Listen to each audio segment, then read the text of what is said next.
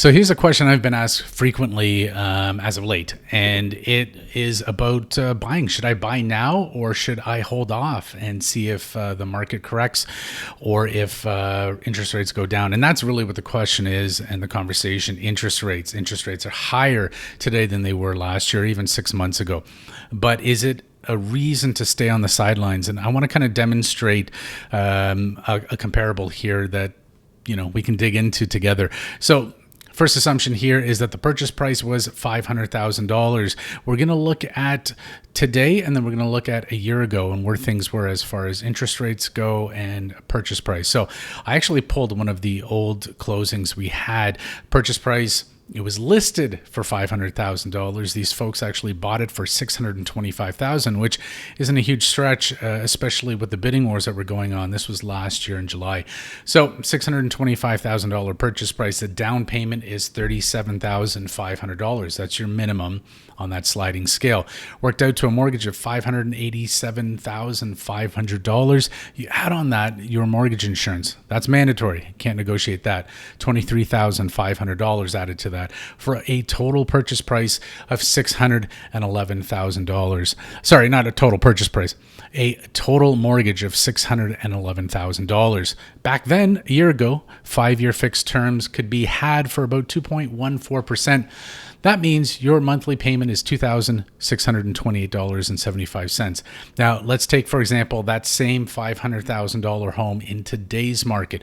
What does that look like? So as of today, that $500,000 property can be had for under asking most of the time. In fact, I found a comparable very similar in the area that went for $480,000. They got it for $20,000 under asking. So the down payment on that works out to $24,000. That's a savings. Okay, so we've got two savings here. One is on the purchase price. So you've just saved $145,000 on a comparable property. You're also saving $13,500 when it comes to your down payment. Your mortgage, $456,000 today based on that purchase price. Insurance, lower, because that's always based off of the mortgage amount that we're insuring. So 4% of that, $18,240. Your total mortgage that you have to make principal and interest payments on is $474,240. That works out to $136,760 less that you have to actually pay as a mortgage. Your rate now, this is the big one. This is what everyone gets hung up on right now because, oh my God, interest rates are way higher than they were. They're not way higher than they were historically. We're actually right on sort of target for just around 5.3%. I'm using an insured mortgage rate of 4.6%. That's in the market today.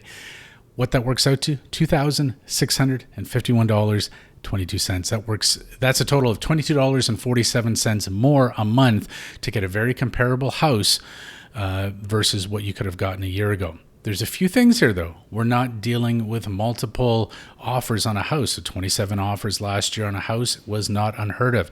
And oftentimes, if you were buying in that market, you had to make some compromises. Maybe you weren't getting the same type of house you could get in today's market, where you're getting it for under asking, often, not all the time.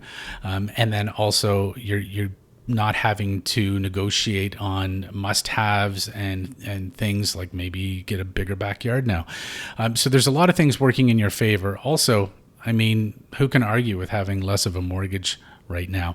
Anyway, guys, that's a quick comparison. So you're, for $22.47 more a month to get something comparable in today's market, more inventory on the market, more options, more selection. Yes, interest rates are higher. Is it a reason to stay on the sidelines? I don't think so.